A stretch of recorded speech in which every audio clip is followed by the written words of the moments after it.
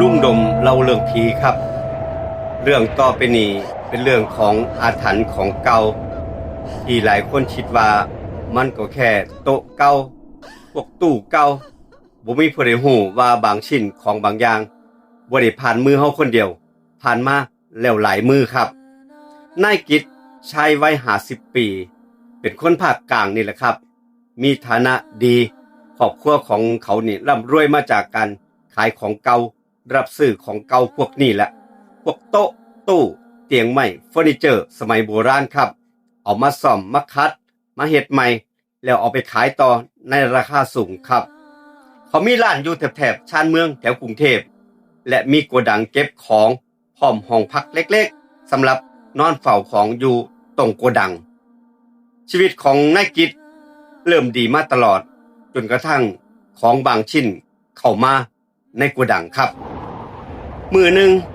หลังจากที่เขารับซื้อของเก่ามาล็อตใหญ่เข้ามาในโกดังของทั้งเบิดเอาไปเก็บไว้ในโกดังนั่นแหละครับคืนนั้น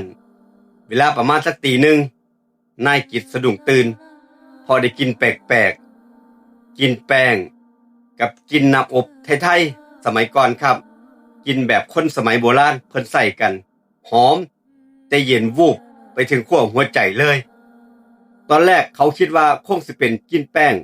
กินพวกของเก่าพวกนี้แหละก็เลยบ่ได้สนใจอีหยังแต่คืนต่อมากินนั่นครับได้กินเขามาอีกครั้งหนึ่งและมาเวลาเดิมทุกคืนตีหนึ่งถึงตีสองบ่ผิดเวลาครับจากความเฉยๆของนายกิจนี่แหละเริ่มกลายเป็นความสนใจความสงสัยนายกิจสงสัยคืนหนึ่งเขาตัดสินใจนั่งท่าอยู่โกดังนั่นแหละครับพอใกล้ตีหนึ่งลมพัดเย็นๆพัดเข้ามาทั้งที่ประตูนั้นปิดไว้แล้วกินแป้งก็ลอยมาอีกครั้งหนึ่งแห้งขึ้นแห้งขึ้นชัดขึ้นเรื่อยๆเหมือนมีผู้ใดยืนอยู่ใกล้ๆมองนั่นละเขาค่อยๆเดินตามกินนั่นเขาไปเบิงจนในที่สุดเขาก็หยุดที่โกดังเก็บของเขานั่นแหละเขาเปิดประตูเข้าไปเบิงอย่างซ่าๆกินนั่นแห้งขึ้นมาทันทีสายตาของเขาเลยกวาดมองไปรอบๆโกดังจนไปหยุดที่ตู้ไม้โบราณใบหนึ่งตู้ใบนั่น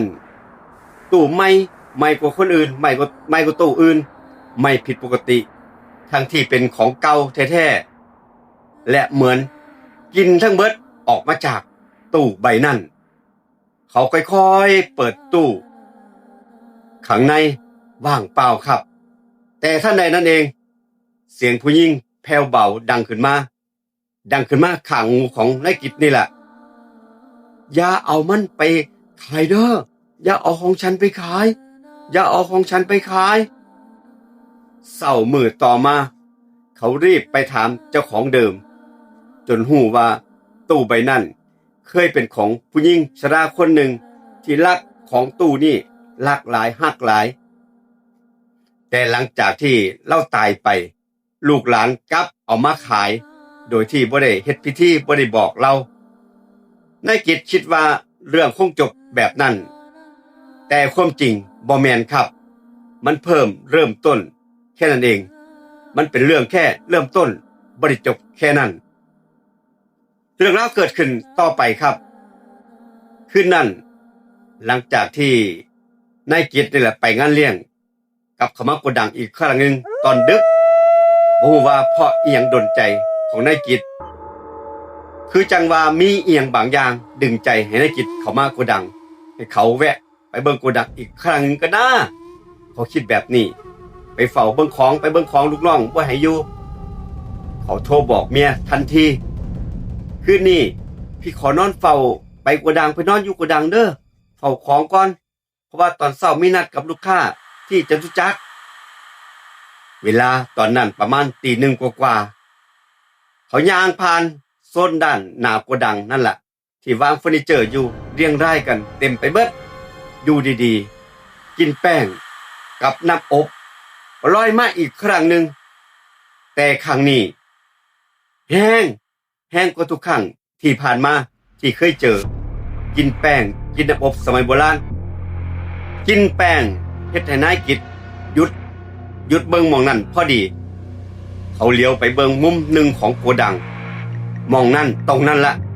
มีโต๊ะเครื่องแป้งสมัยโบราณโต๊ะบักใหญ่ที่เขาเพิ่งซ่อมเสร็จเตรียมสิส่งลูกค้าและภาพต่อหน้าของเขามีผู้หญิงคนหนึ่งนั่งอยู่หน้ากระจกผมยาวดำสวมชุดนอนแบบโบราณกำลังนั่งหวีผมอยู่หวีแบบซ่าๆท่าสโลว์นั่นแหละครับหวีซ่าอยู่แบบนั้นนั่งหันหลังให้เสียงหวีผมดังได้ยินชัดเจนในความเงียบนายกิจคิดว่าเป็นคนงานบ่ได้สั่งให้ผู้ใดมาเฝ้าผู้ใดล่ะเขาเว้าอยู่ในใจแต่เขาจำได้ว่าหม่องนี้บ่มีผู้ใดอยู่นะกินแป้งแรงขึ้นมาเรื่อยๆเขาค่อยๆย่างเข้าไปทีละก้าวละก้าวท่านใดนั่นเองผู้หญิงคนนั้นหยุดหวีผมทันทีแล้วค่อยๆหันหน้ามาหานายกิจตอนแรกภาพต่อหน้านายกิจผู้หญิงคนนั้นสวยเลยสวยอีหลีแต่สักพักหนึ่งแต่เพียงเสี้ยววินาทีเท่านั้นเองใบหน้านั่นเริ่มเปลี่ยนไปผิวออกลอกตาโลนน้ำเหลืองไหลกลายเป็นศพเน่าก็ยังศพเน่านั่นแหละครับที่กำลังยิ้มให้กับนายกิจตอนนั้นนายกิจติดโตแข็งเลยตอนนั้นขยับบ่ได้คือยังมึดมีเอียงบางอย่างมามัดแขนมัดขาเขาไว้นี่ละก้าวขาไปไสบ่ได้นายกิจในห้องสุดเสียงแต่ห้องบ่ออกเขาเห็นภาพนั้นต่อหน้าต่อตาอยู่ใกล้ๆหน้าเขานั่นเองอย่าหนีไปไสเด้ออย่าหนีถ่าอยู่นี่ละอยู่ซื่อๆแล้วเสียงนั้นก็ดังขึ้นมาเรื่อยๆของฉันอย่าเอาไปเด้ออย่าเอาไปขายอยู่นี่อยู่นี่ในที่สุดเขาก็รวบรวมแห้งทั้งเบิดของนายกิจดิ้นรนสุดโตเหมือนมีอย่างบางอย่างคลายออกตอนนั้นเขาหลุดพ้นแล้วแล่นออกไปเปิดไฟทั้งกระดังไฟนั้นสว่างขึ้นมาทันทีทั้งกระดังเลยทุกอย่างหายไปต่อหน้าต่อตาภาพนั้นบ่มีผู้หญิงคนนั้นบ่มีเสียงและกินแป้งก็หายไปนายกิจหลังจากที่รวบรวมความกล้ากลับขึ้นมาแล้วเขาก็รีบเข้าห้องพักทันทีครับเขาจุดธูปพนมมือบอกเจ้าที่เจ้าทางบอกเจ้าของที่เขาได้มานั่นแหละครับถ้าของชิ้นไหนที่มีเจ้าของแล้วผมขอขมาอย่าได้จองเวรจองกรรมกันอีกเลยหลังจากนั้นนายกิจนี่ก็เอาโต๊ะเครื่องแป้งตัวนี้แหละไปถวายวัดส่วนวัดสิเอาไปเฮ็ดหยังก็แล้วแต่ตั้งแต่มื้อนั้นเป็นต้นมากินแป้งอยู่ในโกดังบ่เคยกลับมาอีกเลยส่วนท่านใดที่เจอเรื่องเล่าแบบนี้คล้ายๆกันปักคอมเมนต์มาใต้วิดีโอคลิปนี้มาเล่าสู่กันฟังอย่าเก็บไว้ครับเล่าโดยลุงดมเล่าเรื่องผีของบันทึกเสียงรถทัวร์เรคคอร์ด